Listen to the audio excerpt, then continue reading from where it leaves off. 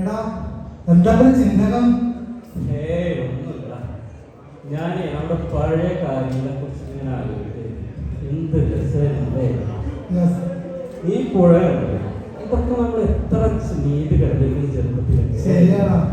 ഈ പുഴ നീന്തി കിടന്ന കാര്യം ഇപ്പോഴത്തെ കുട്ടികളോട് പറയുമ്പോൾ അവർക്ക് വിശ്വസിക്കാൻ പോലും പറ്റുന്നില്ല. ഇപ്പോഴത്തെ കുട്ടികളൊക്കെ ഒന്നോർക്കുമ്പോ പാങ്ങല നമ്മൾ ചെയ്ത കുരുത്തക്കേടും കുസൃതികളൊക്കെ അവർ ചെയ്തിട്ടുണ്ടോ? ഈ സമയം പോലെ പോക്ക് ഇത് നോക്കിയാൽ താഴേക്ക് നനച്ചു വരിക. എടാ സമയം പോകുന്ന കാര്യത്തെ കുറിച്ച് ഞാൻ ഇന്നലെ സോഷ്യൽ മീഡിയ കണ്ടപ്പോ എന്തോ സമയം നീട്ടിക്കിട്ടുന്ന സാധനം പറ്റി പറയുന്നുണ്ടായിരുന്നു. എന്താണെന്ന് അറിയില്ല അതിന്റെ പേര്.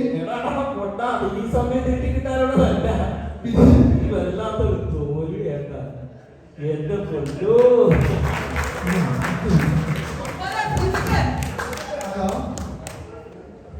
ഞാൻ വരാന്ന് പറഞ്ഞാൽ വരാം. ഓക്കെ എന്താടാ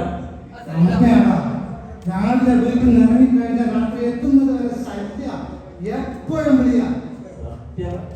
എന്റെ അമ്മ മരിച്ചപ്പോഴാ എനിക്ക് സമാധാനമായിരുന്നു.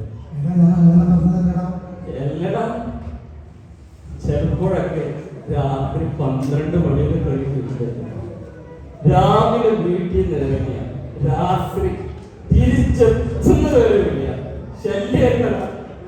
ചിലപ്പോഴൊക്കെ 12 മണി കഴിഞ്ഞൊക്കെ എത്തുമ്പോ വാതിലൊക്കെ തുറന്ന് കാത്തിരിക്കുന്നുണ്ട്. ചോറ് കൂടി കഴിക്കും.